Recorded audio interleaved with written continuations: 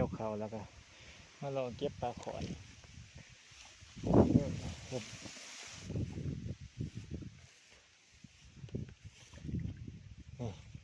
่พี่น้องกูดีด้วยน้ำคุณนี่โดดนี่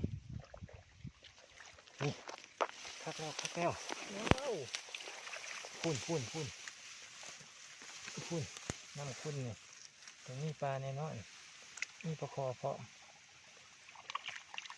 พุ่นเป็นบ่นี่ปลาคอ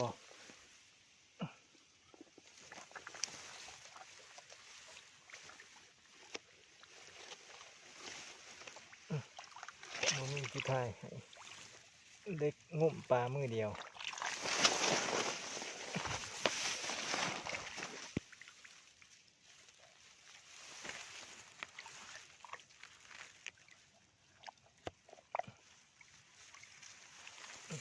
ปลาดุกหน่อยพี่น้อง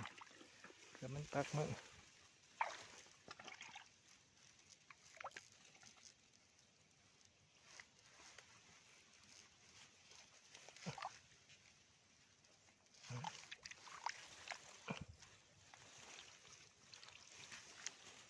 ไม่ใช่แล้วยันปลาดุกปักมือ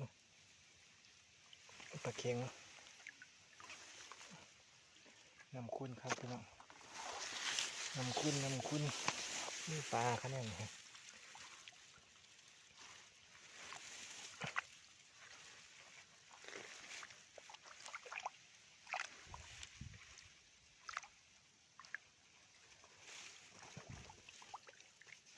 อ้าวบาทนี่ถอกลงก่อนถอกลงหมอเก็บปลาขอนใส่ชูบุกนี่